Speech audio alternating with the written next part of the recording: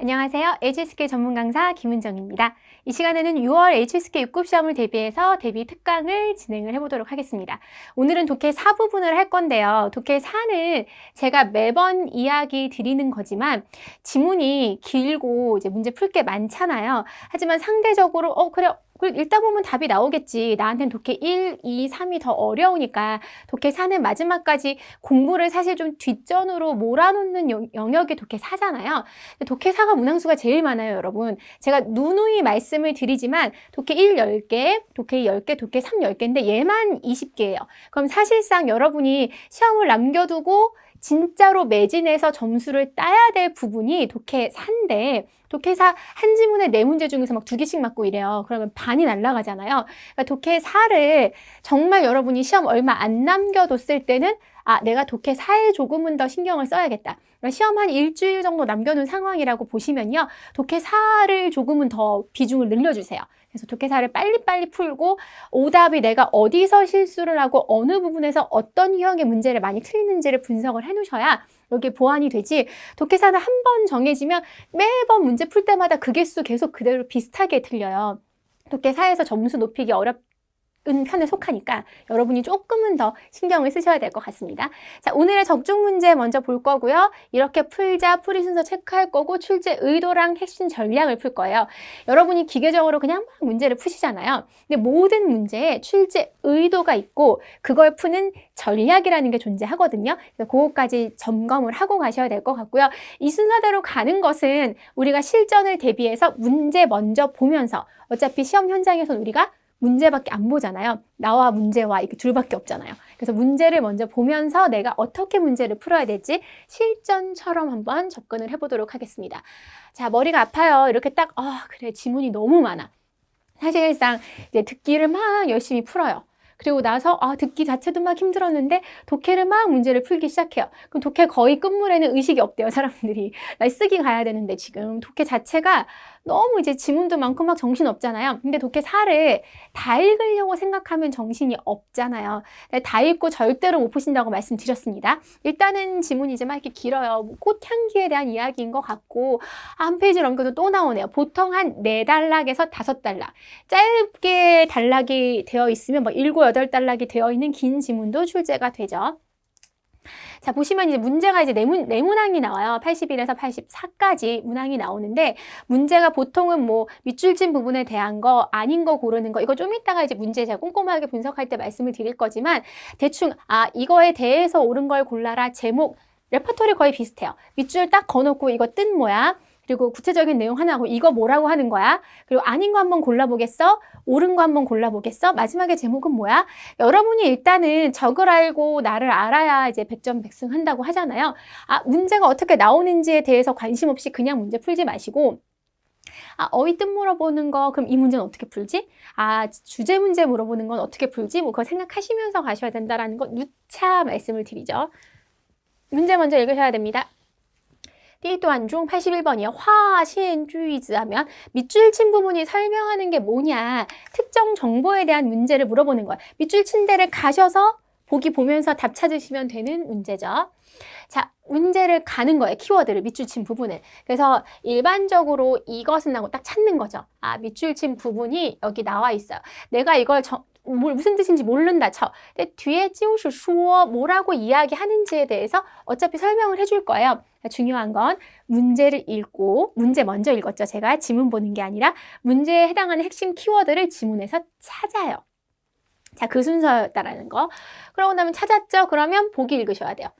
더 이상 뒷부분 안 읽었잖아요. 보기 4개를 먼저 읽고 왜냐면 해석이 안 될 수도 있으니까. 보기 4개를 읽고 해당하는 내용이 있는지 없는지를 역으로 찾으셔야 됩니다.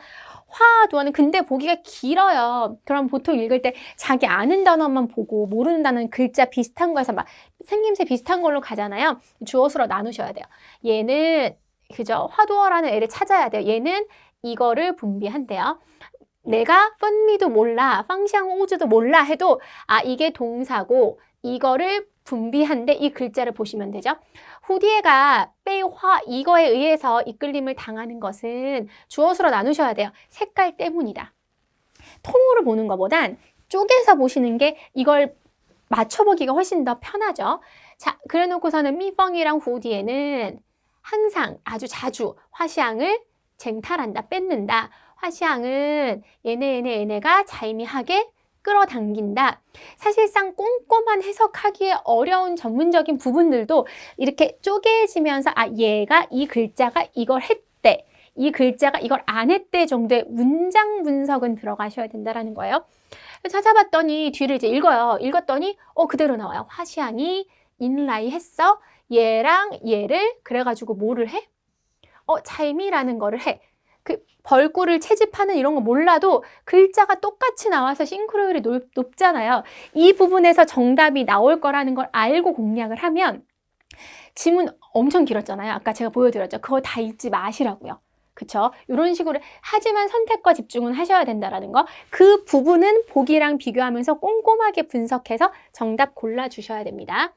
자, 다음 문제로 넘어가 보도록 할게요. 이 문제 만약에 이제 나 문제 한번 풀어보고 강의 들어야지 하고 문제 푸신 분들은 틀리기 되게 쉬운 경우가 있을 수 있어요. 그렇게 내가 아닌 거 나온다, 아닌 거 기억해라, 아닌 거 봐야 된다라고 해도 너무 바쁘니까 놓친단 말이에요. 아닌 거 고르는 거예요, 여러분. 아닌 거. 不是. 그러니까 5급에서도 스물스물 나오기 시작을 하지만 6급에는 다음 중 이게 아닌 걸 고르는 문제가 나와요. 그럴 경우에는 이제 역으로 이렇게 생각할 수가 있는 거죠. 옳지 않은 걸 고를 경우에는 보기 4개 중에서 보통 A, B, C, D 보기 중에서 답인 거 하나만 나오는 경우가 있잖아요. 근데 옳지 않은 걸 고르는 문제는 A, B, C, D 중에서 3개가 지문에 나오는 거예요. 지문에 안 나오는 걸 고르셔야 될 가능성이 높은 문제들인 거잖아요. 보기가 되게 중요해요. 보기가. 그래서 보기를 보시면 해충을 몰아낸다라는 단어를 내가 몰라도 해충을 이렇게 한다. 어디에 유익해요? 반지 같은 경우는 아셔야 돼요. 사실상은 모르는 분들은 듣기도 되게 많이 나오거든요. 후대를 번식하는 거예요. 그러니까 식물과 동물에 대한 이야기를 할 때 자손을 번식하고 번식해서 후대를 잇고라는 얘기가 굉장히 많이 나와요. 왜냐하면 얘네들의 목적이 그거이기 때문에. 그래서 굉장히 중요한 단어라서 알고 계셔야 되고요. 시인 끌어당깁니다. 곤충을. 화분을 전파하기 위해서 특정 키워드들을 좀 보시는 거죠. 치다오什么什么 조용인데 보호하는 작용을 일으키기 위해서 이런 것들을 이제 보시고 가시면 돼요.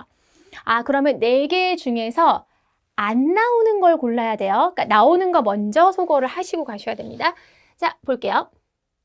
그럼 지문에서 찾아야죠. 이제 하나씩 비교하면서 가셔야 돼요. 그럼 이제 화시향부터 쭉 읽어요. 그럼 흉라이 나온다. 시인 찾는 거죠. 곤충이 이거 전파한다고 얘로 답을 고르시면 안 되고 얘를 제끼라고요. 그쵸? 여기서 막 답 신나서 이거 골라요. 나 찾았다. 아닌 거 고르는 거라는 거 다시 한번 기억을 하셔야 돼요. 그래서 이렇게 쭉 가요. 가는데 이거 다 읽으라는 게 아니라 이 3개, 4개가 어디에 나오는지 생각하면서 쭉 읽는 거예요. 읽다가 보면 이제 마지막에 인츠 때문에 화시향의 쪼용 중에 하나가传용지의 다이. 이게 이제 유사 표현이라서 조금은 어려울 수 있어요. 이 부분이 사실 좀 어려울 수 있거든요. 뭘 해요? 내가 대대손손 이제 이렇게 대를 이어간다라는 다른 표현으로 써버렸어요. 그죠? 이게 비슷한 표현인 거죠. 대를 이 종손 저기 내려간다고 하잖아요. 하나하나씩 대를 잇는다는 게 만주허우다이라 약간 어려울 수 있다라는 거예요. 이게 이 표현이었던 거구나. 찾기가 조금 까다로울 수는 있으나 여기서 이제 2개를 소거하고요. 그리고 나서 이제 쭉 읽어요. 읽다가 뭐 모르는 단어 많이 나오죠. 얘가 이거 하는 건 뭐 때문이다. 근데 밑에 보기 내용이 없어. 그리고 뭐 요시바오에 대한 얘기가 쭉 요시바오도 어차피 보기 없어. 쭉 가다가 근데 되게 중요한 건 여기에 우리가 인용부호가 하나씩 들어가 있잖아요. 그럼 이제 강조 포인트란 말이에요. 근데 지문이 너무 많아요. 그럼 뭐 숫자라던가 아니면 인용부호라던가 뭐 이런 것들은 눈에 확확 띄잖아요. 그러니까 찾기가 오히려 쉬워요. 그러면 보호해준대요. 보호해주는구나. 보호작용이 있는 거예요. 그럼 얘까지 소거하면 남는 건 A가 되겠죠. 그러니까 아닌 거 고르는 문제가 사실은 실수하기 굉장히 쉽지만 옳은 거 고르는 문제보다는 조금 접근이 쉬운 게 다 나오거든요. 보기 4개 중에서 3개가 지문에 등장할 수 있기 때문에 그거 기억을 하시면서 가시면 좋을 것 같아요. 정답은 그래서 A로 한다라는 거. 자, 83번으로 넘어갈게요. 근데 왜냐하면 일반적으로 설명문이 출제가 많이 되잖아요. 그러니까 지식이나 정보를 전달을 해주는 건데, 그렇게 볼 때 뭐 동물이 됐든 식물이 됐든 레파토리가 되게 뻔해요. 얘가 어떻다 현상 설명하고 뭐 하나 두 개 대충 얘기하고 좋은 점 얘기했다가 나쁜 점 얘기했다가 뭐 해결점 얘기했다가 그 레파토리가 있거든요. 근데 세 번째 문제인데 부작용을 물어봐요. 그러면 이제 후반부 부분쯤에 부작용 언급하는 데서 이 문제가 풀리겠구나. 사실은 이 독해 4 같은 경우에는 답이 풀리는 곳을 빨리 찾는 게 굉장히 중요하거든요. 그러면 부작용에 대해서 옳은 걸 골라라. 특정 정보를 묻는 거죠. 그럼 빨리 찾아야 돼요, 부작용. 근데 부작용은 대충 후반부에 나오겠지. 왜냐면 문제도 83번 문제니까요. 아니나 다를까 지금 이 후반부에 나와요. 부작용을 찾자마자 부작용에 해당하는 보기로 가셔야 돼요. 이거 부작용이 뭔지 읽거나 보자가 아니라 부작용 나왔어. 그러면은 이 문제에서 이 4개를 읽고 뒤를 읽어야지 빨리 고를 수 있다라는 거죠. 쯔베이 위가 무슨 뜻인지 몰라. 그래도 글자 비슷한 거 찾으세요.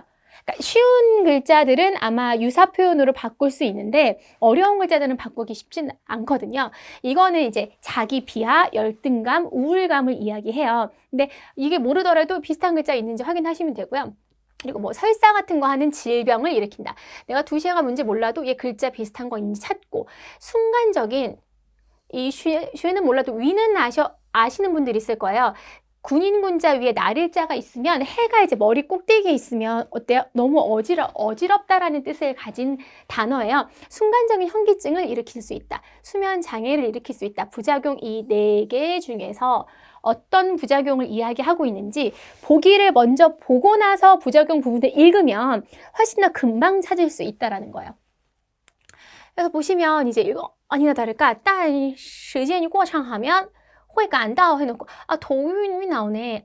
이게 어지러울 수 있구나. 그리고 나서 또 다른 부작용들이 쭉쭉 나오죠.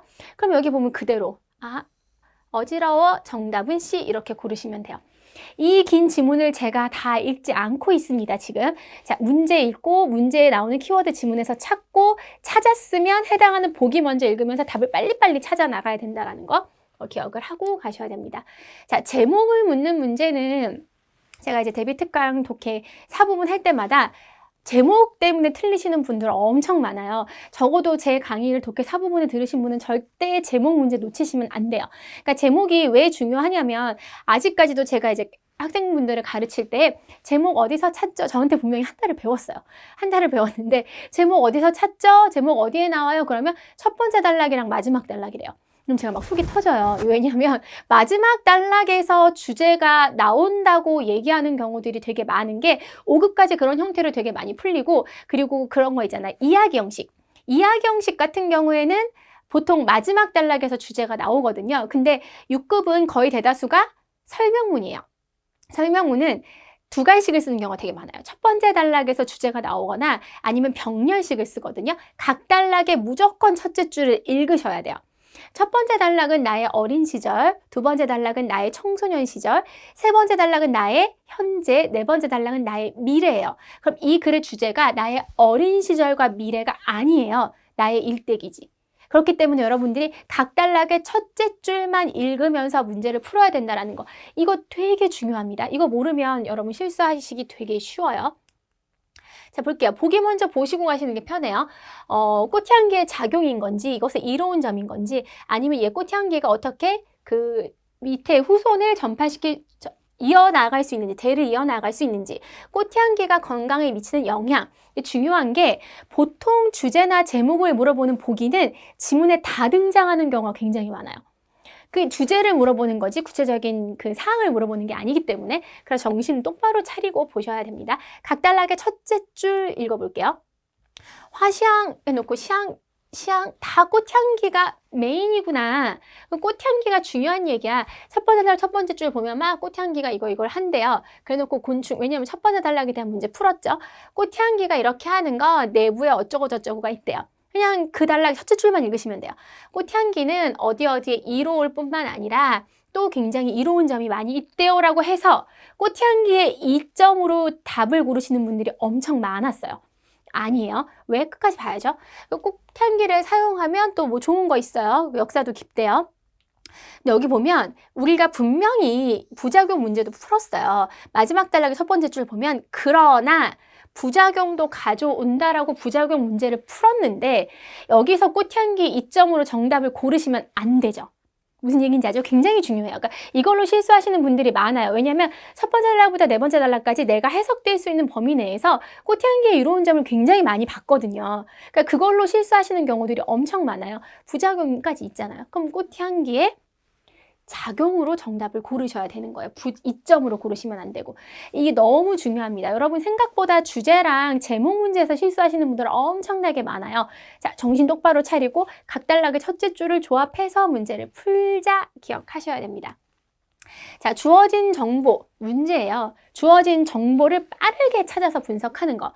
핵심 전략은 옳지 않은 거 고르는 문제는 보기 파악해서 소거하셔야 되고요. 주제 문제 같은 거, 이 두 개가 가장 난이도가 높고 사람들이 실수 많이 하는 문제라서 두 문제 핵심 전략을 말씀을 드리는 거예요. 옳지 않은 거 고르는 문제는 보기에서 소거 빨리빨리 하시고요. 주제 제발 부탁인데 각 단락의 첫째 줄 읽고 나서 종합하셔야 된다는 거. 오늘 굉장히 실수를 제가 6급을 굉장히 오랫동안 이제 오프라인에서 학생들과 대면하면서 가르치는 과정에서 느꼈던 것이 이 두 가지를 굉장히 실수를 많이 하고 특별히 주제 문제 절대 실수 안 하게 여러분이 정신 똑바로 차리고 문제 푸셨으면 좋겠습니다. 독해 4부분, 독해에서 굉장히 많은 중요한 비중을 차지하는 영역이니만큼 여러분들께서 실수 안 하시고 이 포인트 기억하셔서 시험 현장에서 정말로 몇 문제라도 더 맞추면 5문제만 더 맞춰도 10점이 올라가거든요. 여러분들의 점수 향상에 이 수업이 크게 도움이 됐기를 바라면서요. 오늘 수업 여기서 마무리 짓도록 하겠습니다.